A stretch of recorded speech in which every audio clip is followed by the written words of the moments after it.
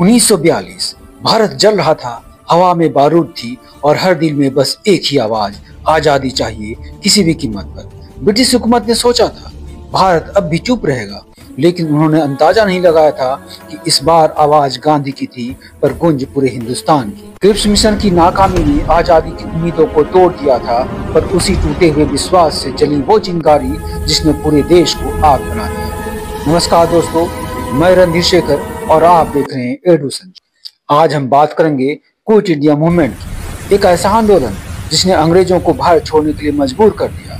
द्वितीय विश्व युद्ध चल रहा था, ब्रिटेन लड़ रहा था, पर लड़ाई के सारे खर्चे भारत से निकाल रहे। लाखों भारतीय सैनिक बिना पूछे युद्ध में भेजे जा रहे थे और बदले में भूख, गरीबी और जुल्म।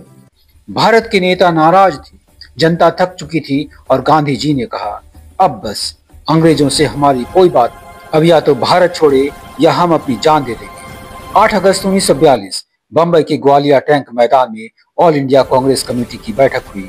वहां गांधी जी ने कहा, हियर इज अ मंत्र, अ शॉर्ट वन, डू और डाई, यानी करो या मरो। ये नारा बिजली की तरह देश भर में फैल गया। लोगों ने हथियार नहीं उठाए, पर आत्मा की शक्ति से अंग्रेजी हुकूमत की नींव हिला दी। अगले ही दिन पूरे देश में गिरफ्तारी की आंधी चली। गांधी, नेहरू, पटेल सभी नेता जेल में डाल दिए गए। पर इस आंदोलन नहीं रुका, बल्कि और भड़क उठा। देश भर के गांव में रेल पट्टी उखाड़ा गया, पोस्ट ऑफिस जला दिए गए और ब्रिटिश हुकूमत का हर निशाना मिटाया जाने लगा। इस आंदोलन का सबसे खास बात यह था कि आंदोलन नेता विहीन हो चुका था। हर आदमी, हर औरत, हर बच्चा अब खुद एक नेता बन चुका था। अंग्रेज भारत छोड़ो, यह नारा अब सिर्फ आवाज नहीं रहा, यह भारत की आत्मा का गर्जना बन गया। अंग्रेजों ने इस आंदोलन को कुचलने में कोई कसर नहीं छोड़ी। लाठियां, गोलियां, फांसी और जेल, फिर भी जनता का हौसला कम न हुआ और न वे घुटने टेके, बल्कि उनके हर लाठी पर भारत माता की जय का उद्घोष बढ़ता गया। महिलाओं ने कंधा से कंधा मिलाकर मोर्चा संभाला। अरुणा आसफ अली ने तिरंगा फहराया। उषा मेहता ने गुप्त रेडियो स्टेशन से देश भर में संदेश पहुंचाए। हर कोने से आवाज आई, करो या मरो। इस आंदोलन ने भारत को एकजुट कर दिया। अब सब जानते थे, आजादी अब दूर नहीं। अंग्रेज भले ही इस आंदोलन को दबा दिया, पर एक चीज उनकी टूट चुकी थी, वो था उनका मानसिक सत्ता।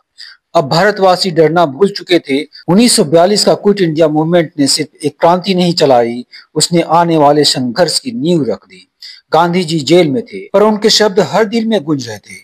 They may crush my body, but they cannot crush the spirit of freedom।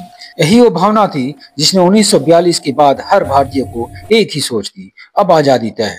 पर इतिहास का खेल यही खत्म नहीं हुआ, क्योंकि आजादी की इस आग के बीच एक अंधेरा भी पनप रहा था। वो अंधेरा जो धर्म, राजनीति और सत्ता की दीवारों में धीरे धीरे जहर बनकर फैल रहा था। कौन जानता था 1942 की इस करो या मरो की पुकार के कुछ ही साल बाद भारत का नक्शा लहूलुहान हो जाए। एक तरफ आजादी की सुबह, दूसरी तरफ बंटवारे की रात।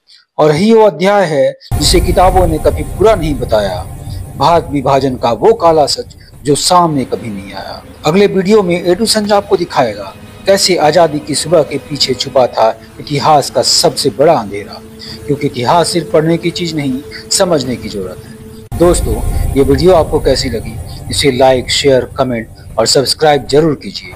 धन्यवाद।